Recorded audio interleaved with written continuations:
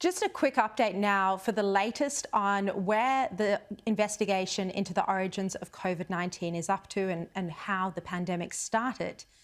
You might have missed this, but top Republican Senator Rand Paul had yet another fiery clash with Anthony Fauci this week.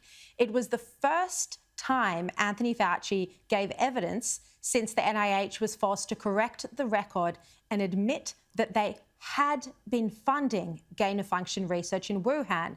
We've been reporting this on Sky News and in The Australian for something like 6 months now, and yet the NIH had been denying it the whole time until this recent admission, which was quite significant.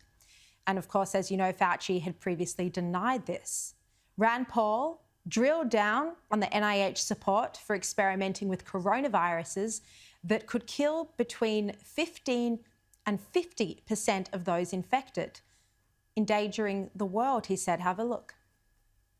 You have said that I am unwilling to take any responsibility for the current pandemic.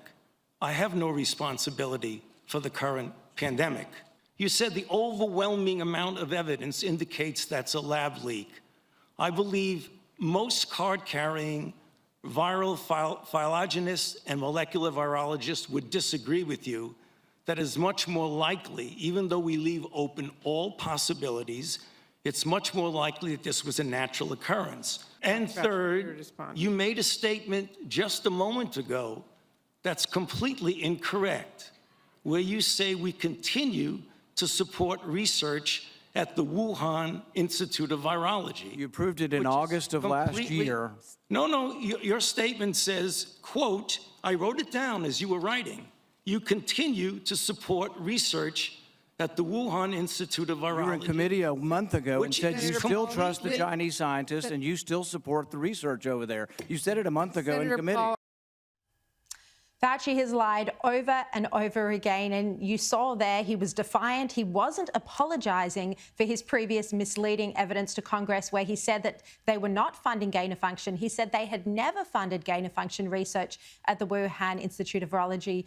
That was wrong, factually incorrect, a lie, as NIH has now admitted. As we've said before, Fauci should resign for his role in funding research in Wuhan that may have sparked the pandemic. We don't know yet. He should also resign for lying about it and giving misleading evidence to Congress. And as if this evidence against him wasn't damning enough, even more emails came to light this week that show that Peter Daszak, and this was the head of the not-for-profit group EcoHealth Alliance, that was giving money to the Wuhan Institute of Virology through the sub-grant from the NIH. Peter Daszak had been friends and colleagues, worked with the Wuhan Institute for 15 years before he was then sent in there by the WHO to investigate the origins of COVID-19. So the emails this week showed Peter Daszak thanking the NIH for allowing him to continue to do gain-of-function research in Wuhan. This is just extraordinary. In the email, which you're looking at now, Peter Daszak says, this is terrific. We are very happy to hear that our gain-of-function research funding pause has been lifted. And he's emailing an NIH official then. Unbelievable. And these emails were obtained under a Freedom of Information request from the bipartisan group White Coat Waste, and you've seen them on this show many times before. But they had to launch a lawsuit to get hold of these emails because the NIH is covering up what research was happening at the Wuhan Institute of Virology just as much as the Chinese Communist Party is. And this is such a key point. We hear international leaders, American officials all of the time, even President Joe Biden, the intelligence community, calling on China to be transparent and to open up.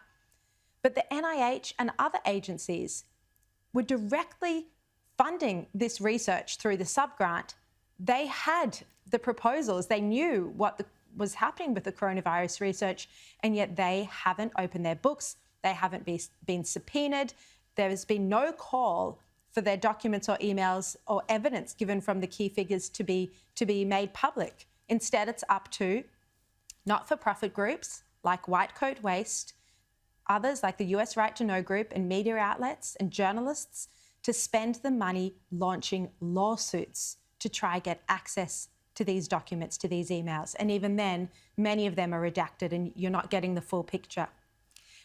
Now, I've been invited to brief members of the United States Congress early on Tuesday morning, our time. It's 3:30 on Monday afternoon in Washington, about my book, An Investigation into Wuhan, including the extent of the American support for the laboratory. And I will be calling on Congress to launch a proper inquiry with subpoena power into the origins of COVID-19 and not just sit back and wait for China to be transparent.